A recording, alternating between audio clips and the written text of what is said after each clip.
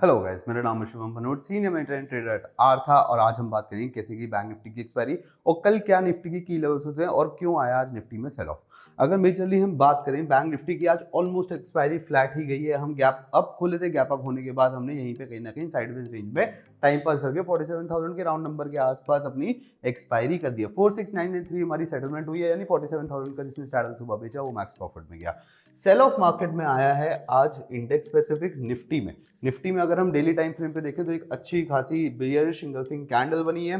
दो हमारी पोजीशंस इसमें अभी भी ओपन है, क्योंकि 22,000 क्लोजिंग बेसिस पे हमारा एक सिंपल स्टॉप लॉस है जिसको हम ट्रेल कर रहे हैं। अब हमारी लॉन्ग पोजीशन स्टिल ओपन है, क्योंकि हम हमेशा अपना स्टॉप लॉस क्लोजिंग बेसिस पे रखते हैं और currently we have trailed a stop losses around 22,000 on a closing basis.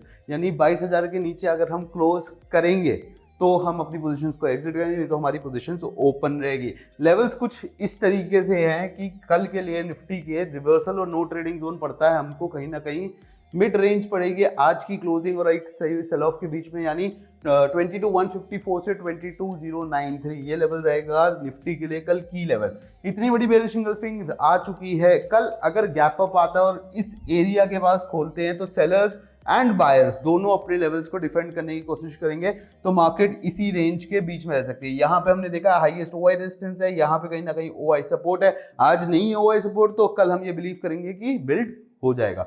सो ये जो निफ्टी में इतनी बड़ी रेंज निकली है कायदे से, दिस इज हमारे लिए नो ट्रेडिंग जोन। नीचे प्रॉफिट बुकिंग जोन, पूरे लेवल्स मैंने ट्रेडिंग व्यू पे भी डाल दिए हैं, आप उसके जाके चेक कर सकते हो। लेवल्स को नोट डाउन करने का हो तो ऊपर की तरफ जो हमारा मैक्स आउट टारगेट है 404 है, नीचे की तरफ जो हमारा मैक्स आउट टारगेट है वो 842 है। कल अगर आप ऑप्शन सेलिंग करते हो तो निफ्टी में अच्छा सेटअप मिल सकता है। बेसिकली 21988 एक बहुत अच्छा लेवल्स है। अगर इस लेवल पे कल हमें फिर मार्केट मिलती है तो हम फिर बिल्ड करेंगे अपने लेवल्स को, अपनी पोजीशंस को बिल्ड करेंगे। एंड कल के लिए अगर ऊपर की तरफ मार्केट जाती है 22,280 के पास, तो ये एक इंट्राडे रेजिस्टेंस का भी काम कर सकता है। Previous day high will always act as a resistance, right. Bank Nifty में अगर आप ट्रेड करते हो, क्योंकि मैं इंट्राडे अगर ट्रेड करता हूं तो सिर्फ बैंक निफ्टी में ही करता हूं, बैंक निफ्टी ही मेरे को पसंद है। सो बैंक निफ्टी ने आज कुछ खास नहीं किया है। बैंक निफ्टी में अगर हम देखें कि जो हमारा रिवर्सल और नो ट्रेडिंग जोन है वो पड़ता है कहीं ना कहीं आपका 47,183 से 47,019 तक, ये हमारा नो ट्रेडिंग जोन है। वही सेम सेटअप हम बेसिकली फॉलो करेंगे बैंक निफ्टी में, जो हम निफ्टी में आपको लेवल्स बताए। सेटअप एक ही होता है, इसको ट्रेड करने की स्ट्रैटेजी डिफरेंट हो सकती है। जैसे लेट्स से आपको एक्सपेक्टेशन है कि कल साइडवेज होके आप स्ट्रैंगल या स्ट्रैडल को सेल कर सकते हैं इस रेंज के।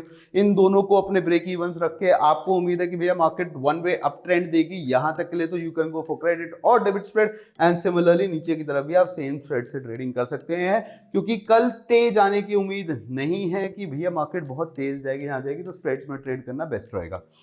Now coming to the major index, जिसकी वजह से आज हमने देखा है कि मार्केट में आया है एक सेल ऑफ। हमने देखा कि ये सेल ऑफ सिर्फ निफ्टी में आया है, बैंक निफ्टी में नहीं आया है, क्योंकि रिलायंस ने आज थोड़ी प्रॉफिट बुकिंग दिखाई है, राइट।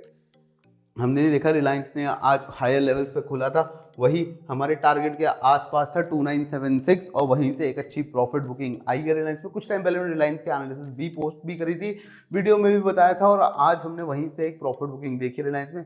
सो निफ्टी का मेजर फॉल मेरे को रिलायंस की वजह से ही लग रहा था। I will consider this a profit booking, I will not consider this any bearish momentum कि भैया स्टॉक भी बियरिश हो गया है या फिर निफ्टी भी बियरिश हो चुकी है। एक सपोर्ट लेना है, हो सकता है आज का जो हाई क्रिएट किया है हम कल ही उसको वापस टेस्ट कर दें।